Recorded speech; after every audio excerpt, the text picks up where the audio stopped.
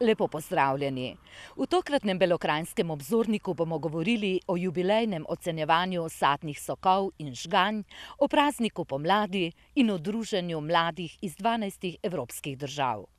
Pričenjamo pa v Črnomlju, kjer smo bili priča množičnemu podpisovanju peticije.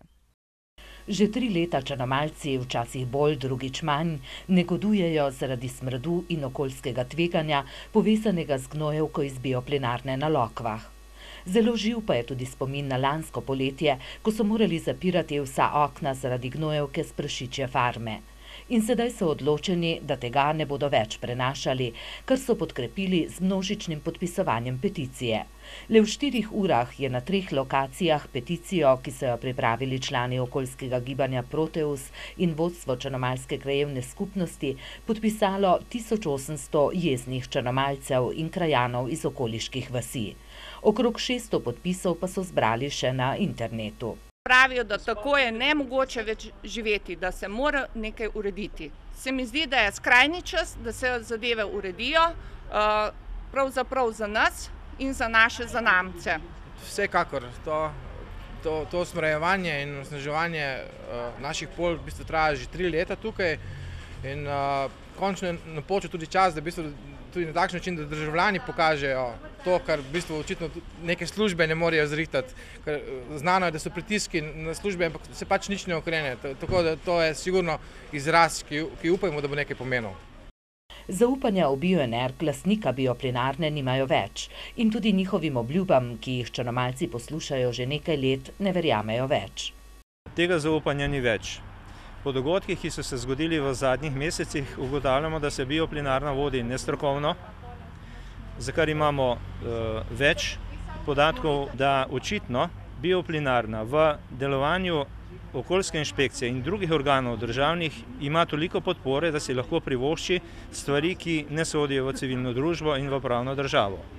Drugače se ne znajo razložiti dejstva, da je okoljski inšpektor dovolil, da so od 15. februarja do konca marca iz bioplinarne na polje odpeljali 8000 ton gnojevke, ki po analizah Novomeškega zavoda za zdravstveno varstvo ne sodi niti v drugi kakovostni razred, pač pa med posebne odpadke, saj vsebuje preveč rakotvornega kadmija in za podtalnico nevarnega amonija, pravi Šuštarič.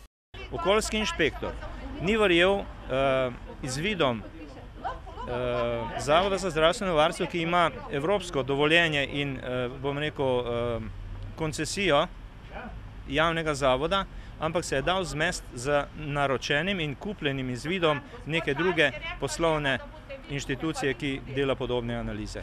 To je nedopustno. Najmanj, kar bi moral začasno prepovedati razvoz gnojevke, dokler Agencija za okolje ne bi dala svojega mnenja. Inšpektor za okolje in naravo Darko Klešče nam je potrdil, da so bili rezultati analiz gnojevke, ki je že končala na njivah, različni. Imamo praktično po monitoringu, ki ga so dolžni izvajati, skozi prvi razred okoljske kakovosti. Razen v primeru Zavoda za zdravstveno varstvo iz Novega mesta, ki je podal negativno mnenje. Eriko iz Velenja opravlja monitoring po naročilu Bioenerga. Novomeški zavod za zdravstveno varstvo, ki je prišel do drugačnih rezultatov kot Eriko, pa je konec minulega leta opravil izredno vzorčenje po naročilu okoljske inšpekcije. Oni so prišli do rezultata, da je drugi okoljska kakovost. To se pravi, da se ne sme uporabljati na vseh površinah. Inšpektor je obe nasprotujoči si analizi poslal Agenciji Republike Slovenije za okolje, ki pa ni prepovedala razvoza gnojevke, pač pa je le ugotovila, da v Bioenergu pred izvajanjem monitoringa kakovosti pregnitemu blatu primešajo kalcijev karbonat in ga šele nato uvrstijo v ustrezen kakovostni razred, kar pa ni v skladu z uredbo, s čimer je Kleščen že seznanil velenjski Eriko. Dodal pa je še, da je problem v uredbi, ki je pomanjkljiva in so zato strokovna mnenja različna. Belokranjce pa predvsem zanima, katera analiza oziroma kateri izsledki vzorčenja bioplinske gnojevke z Lokov so pravilni. Ob tem pa se že bojijo, po izkušnjah minulega leta, kakšen smrad lahko pričakujejo, ko bodo pričeli po njivah voziti gnojevko s prašičje farme. Se predvidevajo, da bodo njene lagune kmalu polne. Kolikor smo obveščeni, tudi sam je to povedal, da je razširil lagune oziroma zgradil nove lagune za shranjevanje te gnojevke, vendar te lagune so odprte in lahko samo pričakujemo, da bo iz teh lagun seveda smrdelo. V Stični je bila prašičja farma zaprta prav zaradi odprtih lagun. Šuštarič pa je tudi prepričan. Ta smrad lani je bil posledica nestrokovne odločitve bioplinarne, da preneha jemati gnojevko iz sosednje farme, kljub temu, da ima pogodbo s kmetom. To je ena stvar. Druga stvar je pa to, da to gnojevko nujno potrebuje zaradi samega procesa fermentacije, ker brez tega, da se gnojevka redno dovaja v manjših količinah v ta proces anaerobne fermentacije, kot se temu reče, ta proces ne deluje in to se je tudi zgodilo.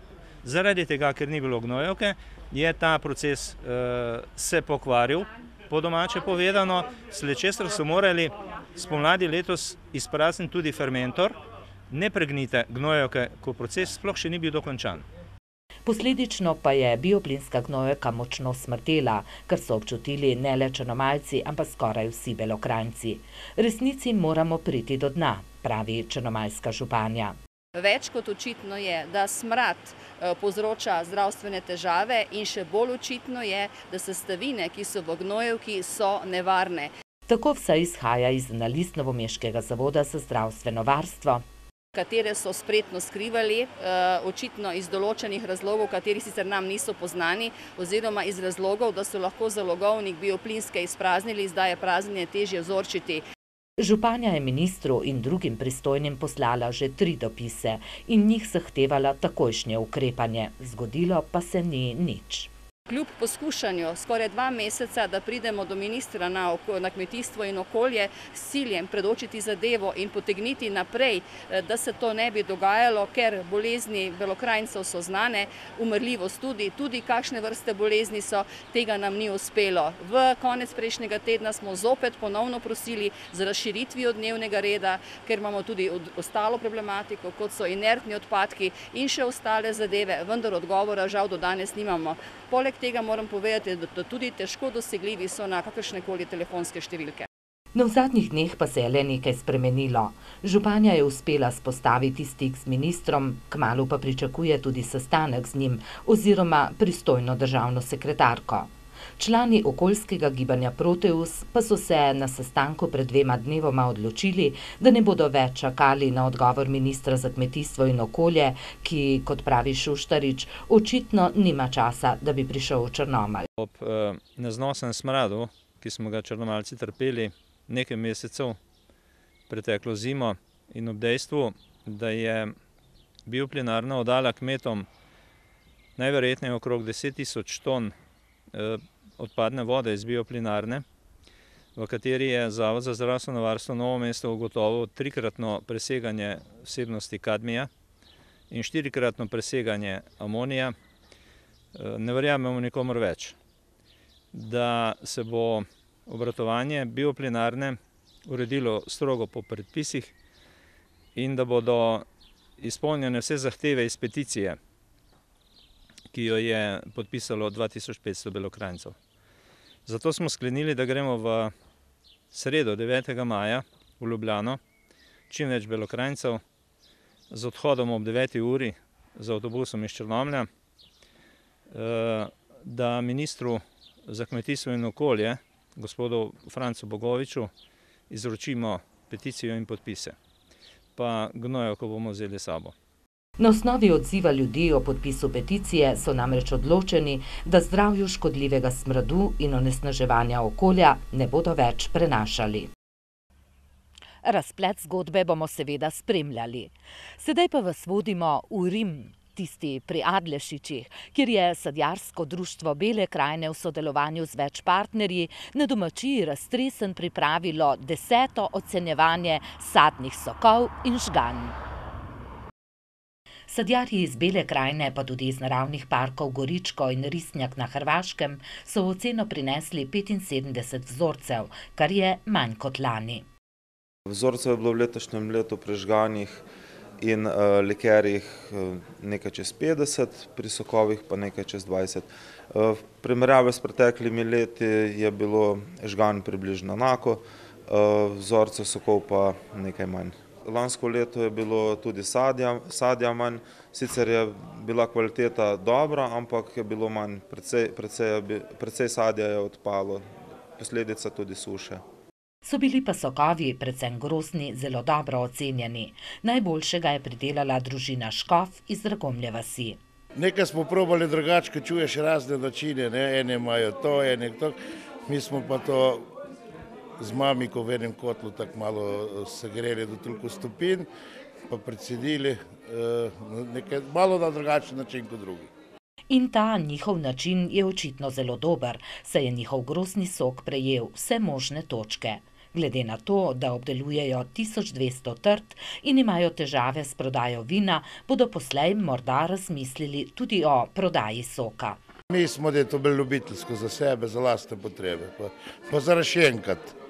Podobno odgovarjajo tudi drugi sadjarji, pridelovalci sadnih sokov.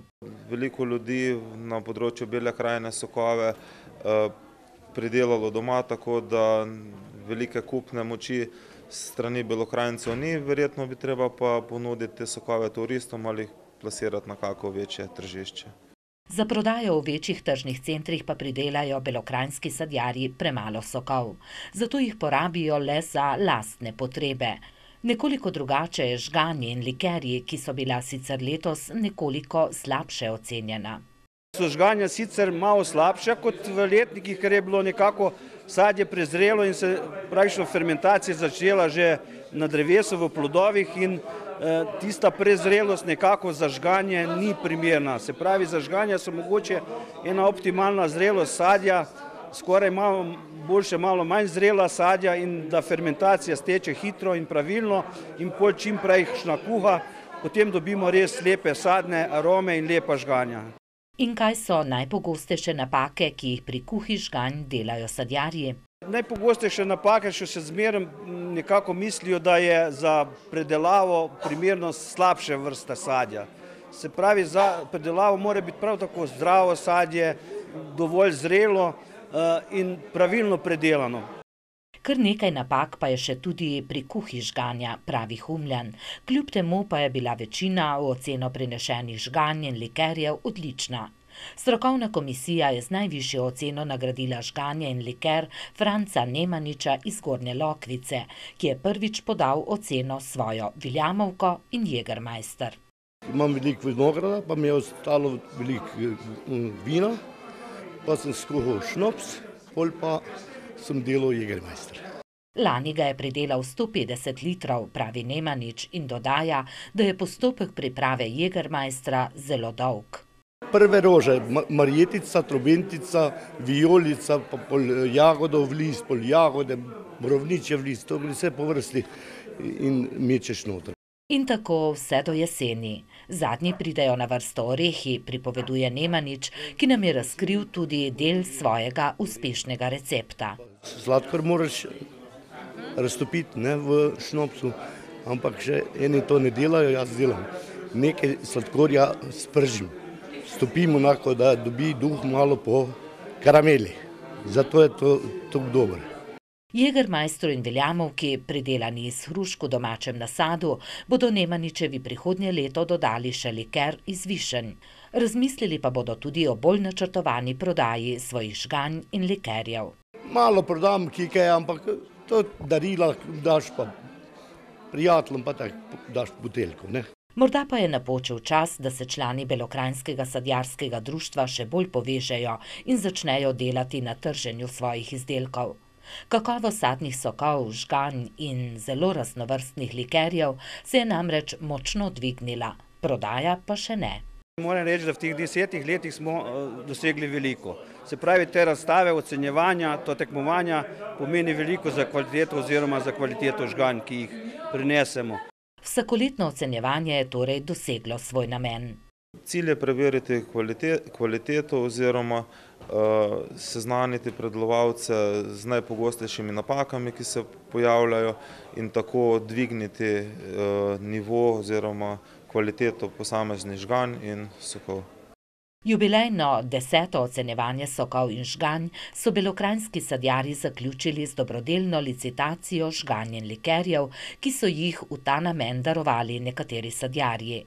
Celotni izkupiček bo namenjen bodočemu dializnemu centru Bele krajine, ki je tako, zahvaljujoč sadjarjem, pridobil prvi denar za nadstandardno opremo.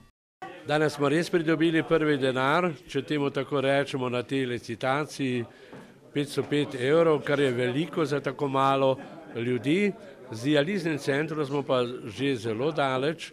Zdajle smo dobili že soglasje vseh občin za uporabo prostora, kjer bo dializni center, to je nekdanja lekarna v Črnomlju, in zdaj gredo stvari naprej in letos naj bi Belokranjci resnično dobili svoj dializni center v Črnomlju. Zagotovo se tega najbolj veseli 22 Belokranjcev, ki se sedaj 3-krat na teden vozijo na dializo v Novo mesto. Še ostajamo v Črnomlju, natančneje v črnomaljski srednji šoli, kjer so se konec minulega tedna zbrali dijaki in profesorji iz 12 evropskih držav. Toliko jih je namreč sodelovalo v mednarodnem projektu Comenius, ki je potekal 2 leti pod okriljem Evropske unije. Zaključili pa so ga v Črnomlju. Okrog 100 dijakov in njihovih profesorjev iz 12 držav je v dobrem letu in pol stkalo trdne prijateljske vezi in izmenjalo veliko izkušenj. Te 2 leti so bile res nekaj izjemnega. Že prvo srečanje v Budimpešti in to delo z 12 različnimi državami, 12 različnimi jeziki in seveda 13 jezik angleščina. Res nekaj izjemnega, izmenjave so bile odlične. Čist nekaj drugega in res, kot naš slogan pravi, skupaj dosežemo več, mislim, da smo to tudi dosegli in pokazali. Ja, meni je bilo to oddih, da je res želja sodelovati v takem projektu in moram reči, da je upravičil moja pričakovanja. No, res je super to druženje, spoznavamo se, govorimo angleško, učimo se francosko, portugalsko, res odpirati nova vrata tudi za nadaljnji študij ali pa pač sem za izlet. Črnomaljski dijaki in profesorji so v okviru projekta obiskali partnerske šole na Madžarskem, Franciji, Italiji in na Portugalskem. Všeč nam je bilo predvsem Portugalska in tudi smo imeli medsebojno izmenjavo dijakov. Bili smo februara še enkrat pri njih na obisku in tudi mi smo jih povabili pred 3 tedni nazaj in so obiskali Slovenijo. Ogledali smo si Belo krajino, šli smo naprej v Maribor, potem naprej do Bleda in nazaj in res lepe izkušnje. Jaz mislim, da bomo še sigurno sodelovali v kakšnem projektu, imamo veliko partnerjev zdaj v Evropi, ki nas že čakajo za naslednje projekte. Tudi 2 dijaka boste šli septembra 3 mesece na Portugalsko se šolati. Mi tudi dobimo 3 dijake iz Portugalske in mislim, da so to zelo lepe izkušnje tudi za srednjo šolo Črnomelj. Ja, za 3 mesece grem na izmenjavo dijaško, se pravi bom poslušala pouk v portugalščini, prav tako Matej Babič in upajmo na najboljše, no? Več bo verjetno v angleščini, mi bojo profesori in sošolci pomagali, bom pa probala se čim prej naučiti tudi portugalščine, pa še kaj več. Da, skupaj s Tajdo smo se odločili, da gremo dol, ker smo se enostavno zaljubili v Portugalsko.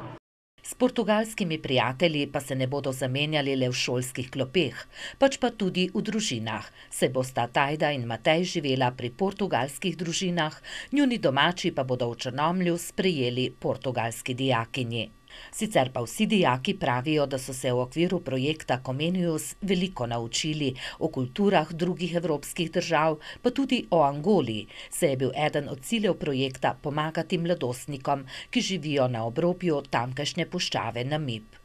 Da bi svojim vrstnikom v Angoli omogočili izobraževanje, so v okviru projekta zbirali finančna in materialna sredstva za njih. Mi smo junija v Jurjevanski Dragi, smo pač imeli našo stojnico in smo malo prodali majice, piškote in tudi en prispevek zbrali, okrog 400 evrov. Potem tudi imamo donacije od občine, raznih belokranjskih šol, tako da se jih tudi moram zahvaliti za donacijo in seveda bomo še poskusili malo še nekaj dobiti od naših dijakov. 45 dijakov in 35 profesorjev iz 11 držav, ki so ob zaključku projekta prišli v Črnomelj, so njihovi črnomaljski gostitelji nadvse prisrčno sprejeli. Dijaki bivajo pri naših dijaki doma, učitelji pa v hotelu Bela krajina Metlika. Za vse so pripravili različne kreativne delavnice, popeljali so jih na izlet po Sloveniji, pa tudi v slovenski parlament, kjer so družno predstavili projekt, v katerem so sodelovali. V črnomaljski športni dvorani pa so za njih pripravili nadvse izvirno dobrodošlico, polno petja, plesa in smeha. Dijak Blaž Mišica je pokazal, da zna imitirati našega predsednika Danila Türka. Let me point, I have been the ambassador of Slovenia in the United States of America. Pa tudi nemško kanclerko Angelo Merkel.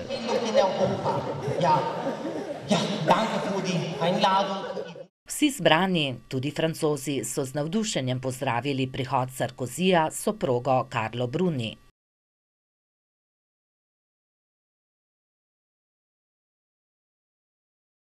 Turške dijake in profesorje so pozdravile trebušne plesavke, dansko so predstavili z lego kockami, finsko pa s smučarskimi skoki.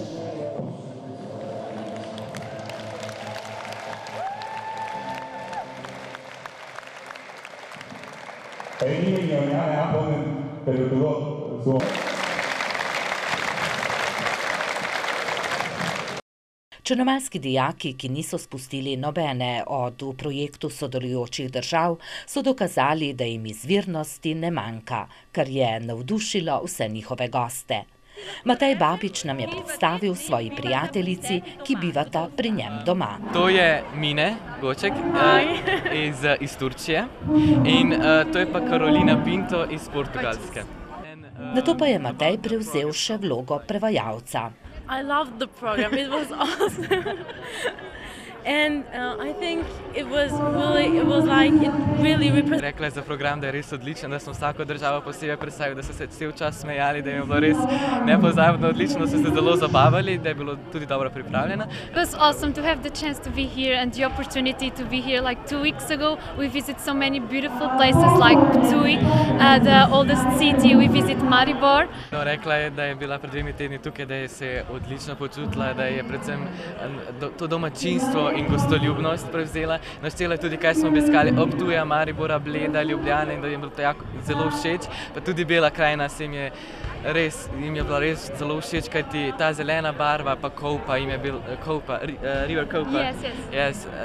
Da je bilo odlično, pa tudi pisanice, moram reči, da so si vsak pisanice kupili, ki je bilo tako zanimivo.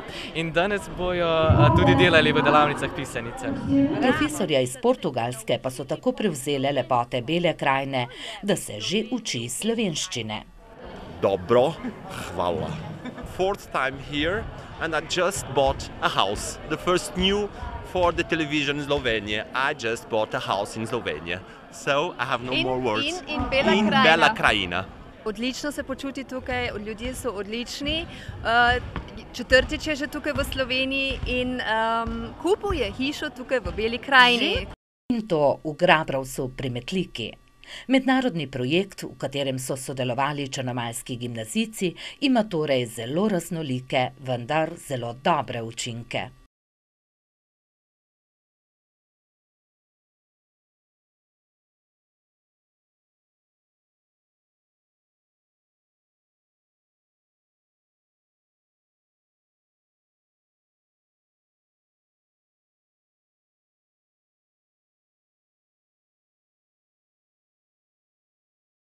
Tokratni belokranjski obzornik bomo končali v družbi zelenega jurija, znanilca pomladi. Nekdaj je bilo jurjevo pomemben praznik. Jurjevali so po celi Sloveniji, a tradicija se je najbolj obdržala v Beli krajini. V Vinici in v Adlešičih so ohranili pastirsko jurjevanje, člani črnomaljske folklorne skupine pa obredje zelenega jurija.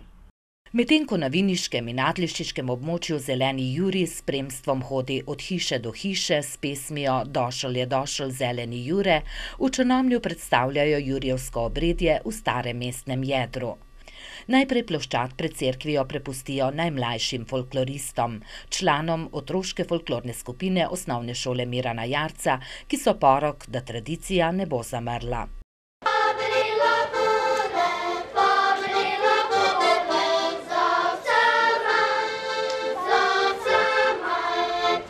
Priprave na jurjevanje se začnejo že kakšen dan ali dva poprej, saj je treba najprej izdelati koš za zelenega Jurija. To vzame kar vsaj eno popoldne. Iz leskovih palic izdelano ogrodje je treba skrbno preplesti z brezovimi vejicami, pripovedujejo fantje in poveznejo koš na mladeniča, ki ga bo nosil in tako predstavljal mitološko bitje zelenega Jurija, znanilca pomladi. Potlej je treba pripraviti še eno tako malo brezico, ki predstavlja neke vrste kot zastavo zelenega Jurija. Okrašeno brezo namreč nosijo na čelu sprevoda, sledijo pa ji piskači, ki glasno piskajo in zganjajo hrup, da bi pregnali zimo.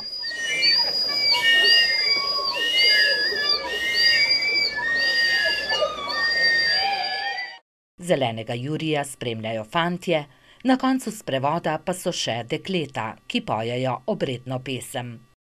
Zeleni hari, uguni kapi, kirales. Ovo se klanja zeleni Juraj Kirales, zeleni Juraj zelenodrvce Kirales, pojejo dekleta.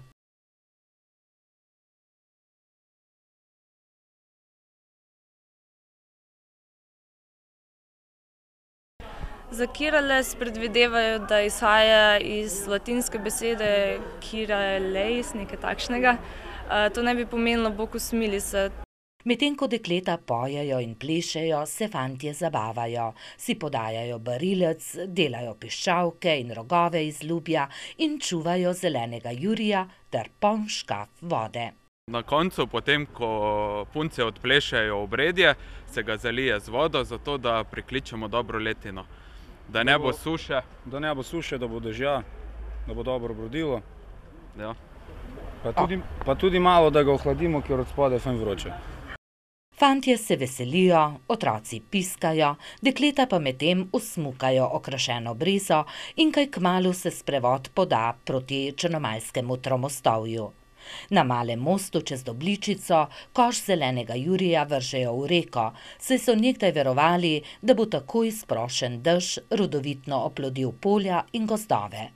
Zeleni Jurij, ki je prinesel pomlad, pa naj bi s seboj v podzemlje odnesel vse slabo iz te dežele. Iskreno upamo, da mu je uspelo. Vam, drage gledalke, dragi gledalci, pa želimo lepe, vesele praznike, ki so pred nami in vam kličemo srečno do ponovnega snidenja čez 14 dni.